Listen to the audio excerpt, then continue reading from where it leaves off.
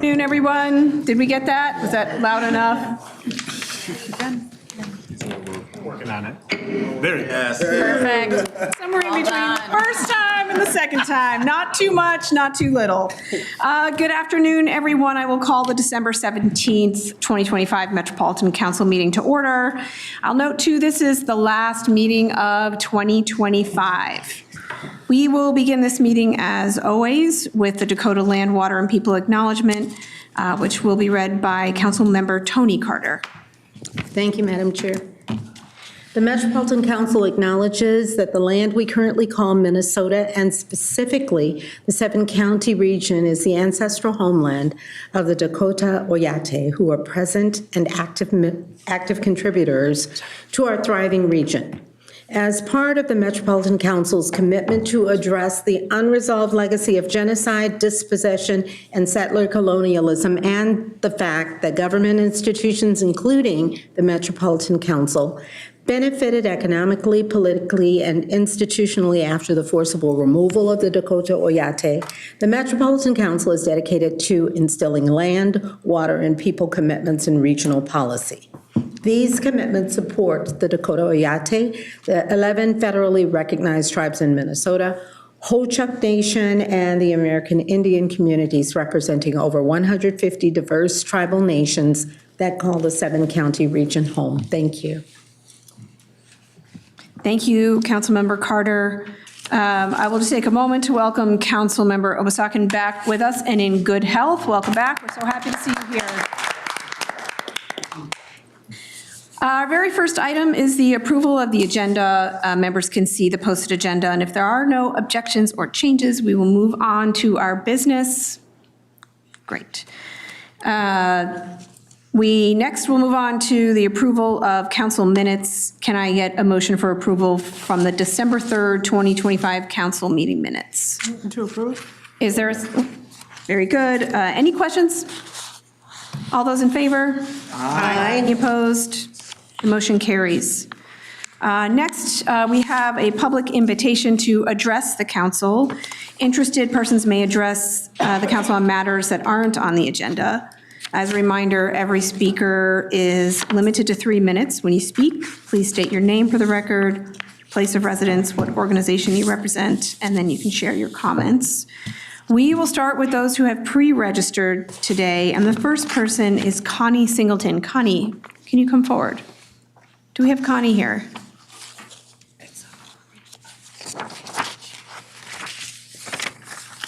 Okay, are there any other members of the public in the audience who would like to address the council today?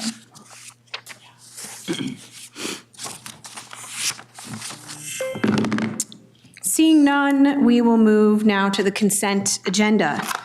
We have business items on the consent agenda. I'd like to get a motion for approval of the consent agenda. Second. Any questions on consent agenda? Okay, all those in favor say aye. Aye. Any opposed? That motion carried. Next, we are on to non-consent business, which is the reports of our standing committees. I will turn it over to Councilmember Barber for joint business item 2025-277. Thank you, Madam Chair. Madam Chair, council members, business item number 2025-277JT is regarding a loan agreement with MnDOT for coordinated construction of roadway improvements on the Metro F-line corridor. 2025 legislation granted the council authority to make up to 2 loans of council sales tax to MnDOT totaling no more than $250 million for the purposes of coordinating corridor construction with bus rapid transit projects. 2 corridors are eligible for this loan, the F-line corridor on highways 47 and 65 and the West 7th or Highway 5 corridor. This item deals with the F-line. Under this loan agreement, the council would loan MnDOT up to $70 million, which would allow MnDOT construction on Highway 47 to begin in 2028. This loan will be repaid by 2040 or 10 years after construction begins, whichever is later. Council and MnDOT staff are aligned on the terms of the loan, which include a 4% interest rate. This rate is based on a municipal composite return and ensures that neither party financially benefits from the loan as required by law. Therefore, Madam Chair, I move that the Metropolitan Council authorize the regional administrator to negotiate and execute a loan agreement with the Minnesota Department of Transportation for coordinated corridor construction of roadway improvements on the Metro F-line corridor.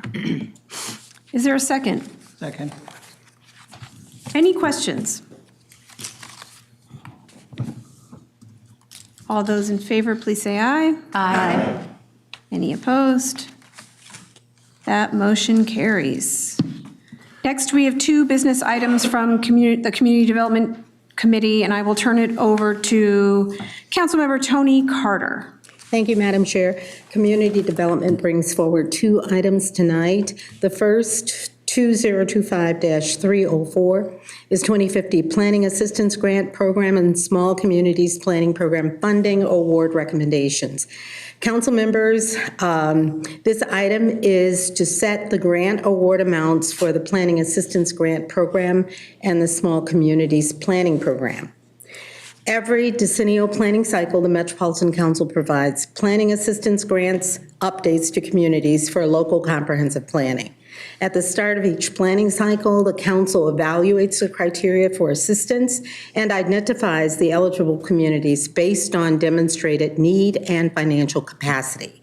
Starting in November of 2024, the Land Use Advisory Committee, LUAC, and the Community Development Committee reviewed in-depth analysis, discussed a variety of options, and identified a set of eligibility criteria for two programs and funding award amounts for both programs.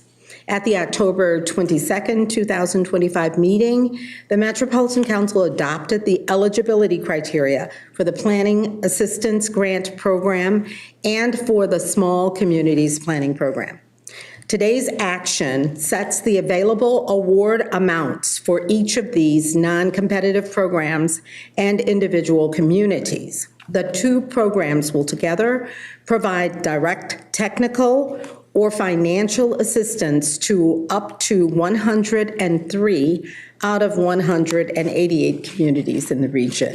Therefore, Madam Chair, I move that the Metropolitan Council set the grant award amounts for the 2050 Planning Assistance Grant Program and the 2050 Small Communities Planning Program as detailed in the business item. Second. Any questions or discussion? Councilmember Wolf. Thank you, Madam Chair. I voted no on this item at the Community Development Committee. I had raised the question of whether if there was funds available once communities have had the opportunity to apply for the bonus grants, that we consider expanding the number of communities that we would help, keep the same financial capacity criteria, but raise the population cap that is currently in there. And Director Barajas said that we would not know until after the plans were actually due whether there would be money available, but I did follow up with her after the meeting, and there will be some point before that we would know if there's additional funds available, because some communities may not choose to go for the bonus grants, or the engineering costs could come in under the not to exceed amount for some of the communities. And so I would like at some point in the future for us to be able to explore the possibility of expanding the program to partner with additional communities. Like I said, we didn't get that conversation really at the Community Development Committee because we were told it wasn't possible, but finding that it is possible, I will change my vote to yes if the council is willing to consider adding more communities at some point in the future if funds remain available. Thank you, Councilmember Wolf. Appreciate hearing your history and concerns. Any other questions or responses? Councilmember Johnson. Thank you, Madam Chair. I would support Councilmember Wolf's ideas of making sure that there's more discussion around this since there wasn't time at committee. And I think her ideas are good. So hopefully that will come back to the committee and then the council so we have further discussion on raising those population caps and other considerations. So I want to put that on the record that I'll support it, and I support it with additional enthusiasm because of what Councilmember Wolf has added. Thank you, Councilmember Johnson. Any other comments? I'll just say I appreciate hearing the feedback, and I will work with the regional administrator to work with staff on the framework of further discussions, and to the regional administrator. You gave me a thumbs up? Yeah, okay. Great. With that discussion closed, all those in favor say aye. Aye. Any opposed? That motion carries unanimously. Great job. Next, we move on to item 2025-315 SW, the adoption of Livable Communities Act Affordable and Lifecycle Housing Goals for 2021 and to 2023 for the cities of Anoka, Champlin, and Norwood Young America, which is resolution number 2025-40. Councilmember Carter. Thank you, Madam Chair. And so this item, as you have said, is to adopt the affordable and life cycle housing goals for Anoka, Champlin, and Norwood Young America. To be eligible to apply for the Met Council Livable Communities grants in each decade, cities must locally adopt affordable and life cycle housing goals. While communities can choose to participate or opt out in any calendar year, the calculation of goals is conducted on a decennial basis in order to align with other decennial measures, such as forecasted household growth and the share of future affordable housing need. Between 2020 and 2024, 78 cities went through this process to enroll in the LCA programs. And this year, 3 additional cities adopted their affordable and life cycle housing goals for the 2021-2030 decade, and that is shown in attachment 1 of the business item. The Community Development Committee held a public hearing on these goals as required by law and did not receive any comments. The cities of Anoka, Champlin, and Norwood Young America have all previously participated in the Livable Communities program, and we're happy to see their involvement again this planning cycle. Therefore, Madam Chair, I propose that the Metropolitan Council approve Resolution 2025-40, adopting Livable Communities Act Affordable and Life Cycle Housing Goals for 2021 through 2030, as adopted by the cities of Anoka, Champlin, and Norwood Young America for participation in the Livable Communities Act programs for 2026 through 2030. Is there a second on the motion? Second. Any questions or discussion?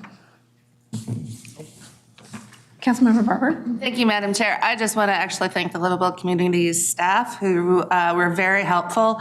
Norwood Young America is one of the communities I represent, and they wanted to rejoin the program, and our staff helped walk them through the steps and the timing and all of that. Just want to express my appreciation. Thank you, Councilmember. Any other questions or discussion? All those in favor, please say aye. Aye. Any opposed? And that motion carries. Next, actually, no environmental reports. We are now on to Management Committee, and we have 3 business items from the Management Committee. For business item 2025-292, I will turn it over to Councilmember Johnson. Thank you, Madam Chair. Madam Chair and council members, business item number 2025-292 is regarding the proposed updates to the 2026 non-rep plan. The non-rep plan covers approximately 550 employees who are not covered by the provisions of a collective bargaining agreement. The updates to the 2026 non-rep plan address the council's evolving needs, reflect consistency with labor agreements, and incorporate current best practices. Updates to the plan include a 3% general increase for non-represented employees, clarifying language to define terms related to interns and temporary employees, compliance with statutory requirements related to rest and meal breaks, annual leave in relation to the earned sick and safe time, eligibility criteria for medical leave, expansion of bereavement leave eligibility as well. Overall, the revisions to the 2026 non-rep plan enhance clarity, align with existing practices and policies, and ensure compliance with statutory requirements. Therefore, Madam Chair, I move that the Metropolitan Council approves the 2026 non-represented plan, changes effective December 20th, 2025, incorporating the revisions as summarized in the summary of changes, which you've all had an ability to review as attached. We have a motion on business item and a second. Actually, Councilmember Johnson, I understand that there's an amendment. Thank you, Madam Chair. Madam Chair and council members, I've been informed by staff that a new position, that of Chief Safety Officer, was inadvertently left out of Exhibit B, which has been placed at your desk. Me did that for us, and it's been highlighted so that you can look at Exhibit B, and it is on page 29, highlighted with the Chief Safety Officer now being added. In this proposed 2026 non-rep plan, when business item went to the management committee earlier this month, we did not have that information. So therefore, Madam Chair, I move to amend business item 2025-292, inserting in Exhibit B of the non-represented plan, the job classification of Chief Safety Officer with a salary grade of E1. Thank you. Is there a second on this? Any discussion on this? Councilmember Lee. Yeah, thanks, Madam Chair. Is the chief safety officer in the police department? And if so, what is the relationship to the police chief? If I could. You can take it, or I would be happy to hand it over to the regional administrator. Madam Chair, I feel good knowing I have a council member to back me up if I get this one wrong. I believe the Chief Safety Officer is located in Metro Transit. It's a role that elevates the role of safety in alignment with FTA changing standards, expectations, and a growing system. And so this is a reclassification or change within our existing safety structure to build a broader safety component. Think of things like OSHA compliance, broader railway safety, employee safety, et cetera. Okay, thanks. The reason I ask is because titles can be relative and not universal. Like in New York City, the police, there's like a dozen police chiefs, and then they're under a police commission, and then the police commission is above all of them. So thank you. Thank you. Yeah, thank you for that question. Any further questions? All in favor? Aye. Any opposed? Great, that motion to amend has carried. And then, Madam Chair, if I may? Yes? Thank you, Madam Chair. The second item for management is 2025-303. This is the same week. Oh, Yeah, I'm sorry. Could we pause for a moment? Oh, did we? Yeah, this is a fairly, this is a two-step process. So we're going to now, Main motion. yes, we're going to return back to the main motion. Madam Chair. Is there a motion to, and I come up here, We just vote on the main motion. you just go on this line. Yeah, just read that. Is there a discussion on the motion as amended? Oh, because of an amendment. No. All in favor? Aye. Any opposed? We've made it through the two-step process. I turn it back to Councilmember Johnson. Thank you, Madam Chair. Thank you for our Roberts Rules experts as well. Thank you. Now, item 2025-303, it's the same week item. I'm going to be turning this over to Councilmember Cedarberg, who chairs the Environment Committee. Mother Nature didn't want them to meet that week, so it came straight to management because time is of the essence and we needed to get it done. But because it's her committee, I'm going to hand it over to her to report out of management on this item. Thank you, Councilmember Johnson. The 2025 state legislative session allocated a $15 million appropriation to the Metropolitan Council for municipal inflow and infiltration grants. These grants will support construction projects that reduce I&I in publicly owned wastewater systems within the metro area. $9 million of the appropriation will be allocated to the 2025 municipal I&I program, and $6 million allocated to the Pilot River I&I grant program. 81 metro cities are eligible to apply for the 2025 municipal I&I grants, while the Pilot River Grant Program will be open to 6 river-adjacent cities with a history of increased wastewater flows during river flooding events. The 2025 Municipal I&I Grant Program will comply with Minnesota Statute 473.5491 and approved council guidelines. Grant awards will be made up to 50% of eligible I&I project costs or up to 100% for project service areas that meet the state's affordability criteria. The 2025 municipal I&I grant cycle will start in January 2026 and end in the summer of 2028. Grantees will have 2 years from the close of the application period to complete I&I mitigation projects. Funds will be dispersed on a reimbursement basis after completion of projects and submission of the end grant contract and project verification documentation.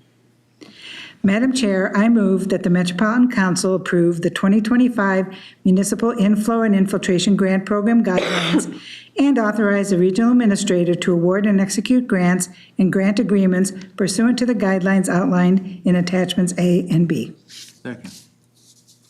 Any questions or discussion? I have one. The Vice Chair? Yeah, my one question is regarding how many cities have been identified as contributing to the excessive inflow and infiltration in the metropolitan area. I understand that there are cities eligible to apply listed under the guidelines. Are there any additional cities? Thank you for the question. I'll take that back. It's a fairly technical question, and I think the regional administrator can address this. Madam Chair, Councilmember, so the cities listed are the eligible cities specifically under the pilot per direction from the legislature to address particularly river cities where the I&I has been the biggest issue. It does not expand to the broader I&I eligibility for the regular regional program, but no one is losing money. That money continues to be allocated as normal, and this will hopefully help other parts of the region that cause undue stress on the wastewater infrastructure to be able to catch up and hopefully be more efficient in the future. Thank you. Very good. Councilmember Jenkins? Yeah, I just want to make a comment. I&I was the first new acronym I learned in my role here. Had no idea what those letters meant until staff helped educate me and get me up to speed on it. And I will say that watching this process from coming on board till now gives me a whole new respect for the work they do. And this solution and what we're doing is fantastic. So just shout out to staff for getting me up to speed and for supporting our communities. Thank you, Councilmember. Any other questions or discussion? I will make a comment here in that I had the very same question as Councilmember Chambliss that I had asked staff just before this meeting. I wanted to ensure that I understood that this was in addition to the I&I grants that go out to so many communities and have for so long. When I worked in Minneapolis, we were the recipient of critical I&I grants that helped us repair, voids that you could stand in that were a big threat to the system. So I was really glad to see that this is in addition to the work that is already happening. And just thanks for the staff and thanks for the nimbleness of, getting to committee in time, as this is the last meeting of the year. And all those in favor? Madam Chair, if I may Yes. if I could just add one quick comment. I just want to thank the legislature again for funding this program. It's gone up consistently year over year, and I know the Met Council firmly stands behind this program and requesting those funds. So again, funding it is a big deal, and we appreciate it on behalf of the Met Council and our communities. Great. Any final remarks? All in favor? Aye. Any opposed? That motion carries. Next, we have business item 2025-306, and I will turn it back to Councilmember Johnson. Thank you, Madam Chair. This is our final item, bringing item, as you mentioned, Madam Chair, 2025-306 before the council for consideration tonight. Madam Chair and council members, business item 2025-306 is regarding award wastewater, park, and transit bonds within established financial parameters. These include resolutions 2025-37, 2025-38, and 2025-39. The capital program is in place for the preservation of the Metropolitan Council's infrastructure, and general obligation bonds are an efficient and cost-effective mechanism to provide the funding needed for capital expenditures, and refunding bonds results in future interest cost savings. The council is preparing to competitively sell tax-exempt general obligation bonds to fund 12 to 15 months of projected capital expenditures for environmental services, parks, and transit. Adoption of 3 resolutions will authorize the issuance, sale, and award to the lowest bidder of a bond series. The resolutions put financial parameters on the bond series, which sets time limits on sale dates, maximum amounts, and the maximum acceptable interest rates. Bonds cannot be sold outside of these parameters. Resolution 2025-37 authorizes up to $344.3 million of a 20-year general obligation wastewater revenue bond for environmental services at a maximum interest rate of 5.25%. And with that, we are expecting about 3.75%. $47.2 million of this bond will be a refund of the outstanding balance of a 2015 wastewater bond, saving approximately $1.5 to $2 million of future interest costs. Wastewater bonds are repaid with wastewater system revenues. Resolution 2025-38 authorizes up to $9.2 million of a 5-year general obligation parks bond at a maximum interest rate of 4.5%. We are expecting 3% on this bond. Resolution 2025-39 authorizes up to $80.8 million of a 10-year general obligation parks bond at a maximum interest rate of 4.5%. And again, we are expecting about, let me see, did I get that right? Yes, expecting 3%. Did I jump a line here? No, I'm good. And Resolution 2025-39 authorizes up to $80.8 million of a 10-year general obligation transit bond at a maximum interest rate of 4.75, and we're expecting 3.25. Parks and transit bonds are repaid by levy, and bonds will be sold on January 20th and March 24th next year in 2026. Therefore, Madam Chair, I move that the Metropolitan Council adopt Resolutions 2025-37, 2025-38, and 2025-39, authorizing the issuance, sale, and award of general obligation debt, the incurrence of related issuance expenses, and the execution of documents necessary to secure the financings. Is there a second on the motion? Second. Any questions or discussion? All those in favor, please say aye. Aye. Any opposed? And that motion carries. We have no reports from transportation and nothing in other business. So we are on to final reports, and I would like to give just a quick report on a couple of items. First is that last week, Governor Walz announced his administration's continued effort to reduce and eliminate statewide fraud, mainly through prevention. And I wanted to make the council aware that he has announced that Tim O'Malley joins the state as the Director of Program Integrity. Right now, Mr. O'Malley will be supported by an organization called Waypoint, and Waypoint will be checking in with state agencies and possibly the Metropolitan Council as well. I feel that this is good news for everyone, and we stand in an excellent position, and it's a good time for me to thank the Audit Committee, which I understood met yesterday and I wasn't able to attend, and also our own internal audit team, which has done tremendous work. My first meeting here, my first meetings that I watched online in preparation for our first meeting really showed the strength of that team. So I wanted to share with you the announcement from the governor's office, his commitment to preventing fraud statewide, and that we stand ready to contribute to all positive results. Next, a little bit of a point of privilege here. This is our last meeting of the year, and I just want to note that I have very much appreciated the support that was offered to me in joining this council.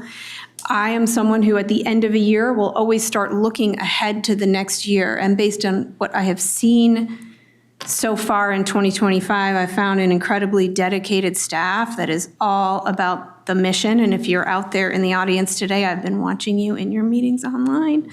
And I'm just very honored to join the strength of that team. And to the council, your commitment really goes well beyond what is on paper.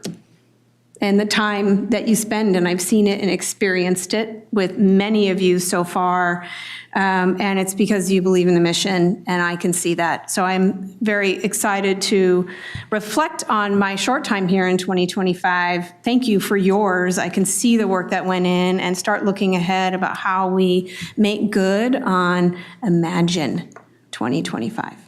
So I'll close with those couple of very different from each other chair announcements and ask if anyone else would like to make any announcements.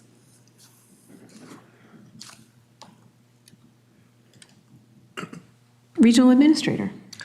Thanks, Madam Chair. 3 quick announcements. I'll start with just repeating the North Star transition that's upcoming on January 5th, because the next time we're together, I believe, is after January 5th as a full body. And so I think it's just good to, in case you're getting questions or wanting to track. So rail service is being replaced as of January 2020. I'm gonna breathe. Rail service is being replaced as of January 4th of 2026. Whatever other date I almost said is not true.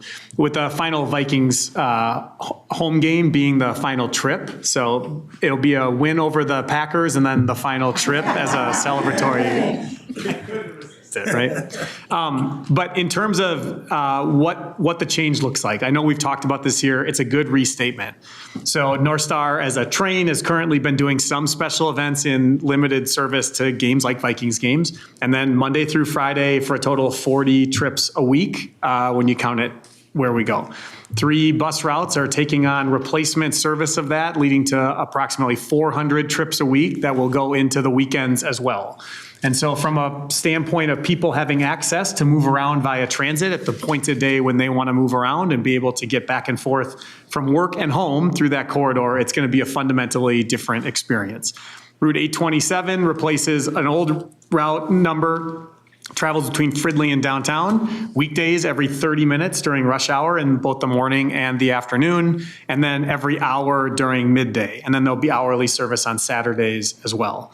Route 888 serves existing stops Ramsey, Anoka, Coon Rapids, and downtown Minneapolis every 30 minutes during AM rush hour, and then leaving in PM rush hours, same thing. And then there'll also be some additional hourly trips serving reverse commutes and providing midday travel in each direction.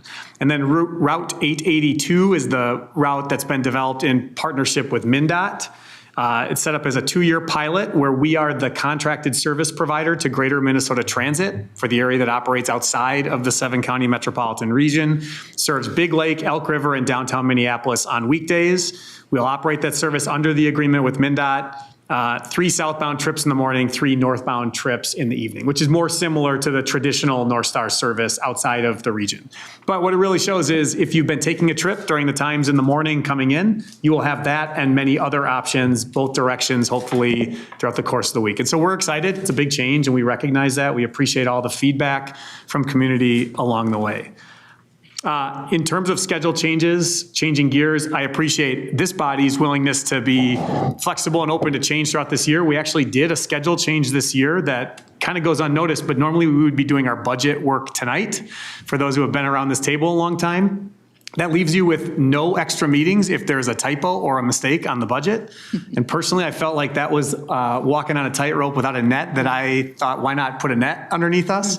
And so I appreciate all of you coming along and me and Ann doing the behind the scenes work to shift our schedule for November and December to rotate when we do this so that we actually had our budget meeting last week. And if there was an urgent need to change something this week, we could have been nimble and responsive to do that. And now that we don't, the meeting will go a little shorter on the final December. I hope you'll be willing to entertain such a continuing going forward again next year. But I think that's just the good kind of day run of course. And I appreciate all of the staff who had to adjust their schedules by a couple of weeks throughout the year to make that possible.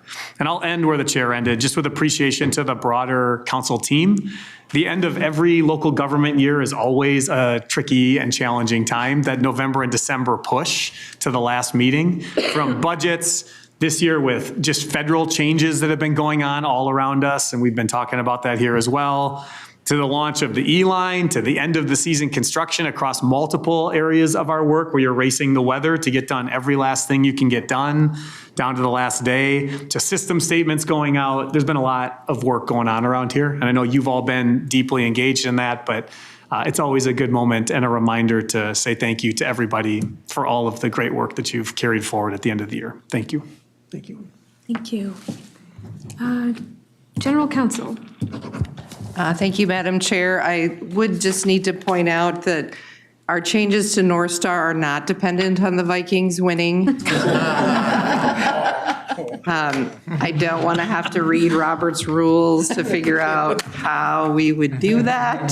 I am looking for at least a Robert's Rules participation trophy from you all. After 2025, it has been a wild year here at the council. I think we're all ready to move into a new year and see what challenges are brought then. Thank you. Thank you. Before we adjourn, it's in my script to wish you all a safe winter break, but what I really want to say is I hope you get a break because we work better when we let our subconscious do the work for us. And the holidays are a good time to step back and visit with your friends and your family or your hobbies, or whatever it is you want to do that helps you place this work in your subconscious, in the lizard brain, and let it work for you. And we will all come back. No one ever thought they'd hear lizard brain in this meeting, I'm sure. But we will all come back refreshed. I know I plan to do some of it, and I hope you will too. There are no more meetings. We'll see each other again on January 7th at the Committee of the Whole meeting in Dakota County. No, where are we going? Here, we're back here. We're back here.